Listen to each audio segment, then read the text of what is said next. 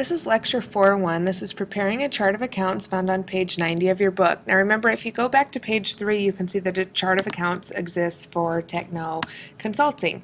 Okay, so the first thing that we need to look at is the relationship of a T account to an account form. Okay, so a T account has a debit and a credit side. Left is always debit, credit is always right. Look at that jingle if you don't remember. Okay, your account title will always go on top. Here's your account number, and we will talk about those in a little bit. But this T account debit and credit balance always is right here. This is the balance of that account, debit and credit. This is what a chart of account looks like. This is just like the one on page 3 of your book. Your assets are always 100 accounts. So they have account numbers, so they're easy to find. Okay, so anything that starts with a 100 is an asset account.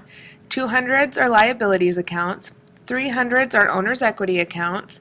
400 is your revenue or sales, and 500 are any expenses that you have. Okay, this is what your chart of accounts look like.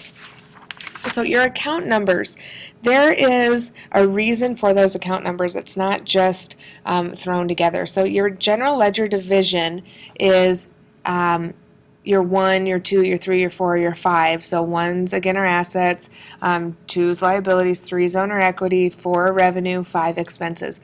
And then this is where it's at within your general ledger division. Okay, so they start by going in tens. So your first account would be cash, then petty cash, accounts receivable for your different companies, supplies, prepaid insurance. So they start going 110, 120, 130, 140, 150, 160. Okay, so cash, this is what your general ledger will look like.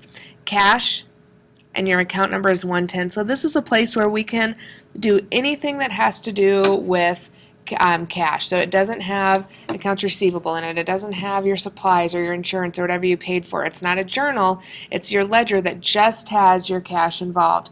So a group of accounts is called a ledger. A ledger that contains all accounts needed to prepare that financial statement is called a general ledger. Okay, so this is your general ledger.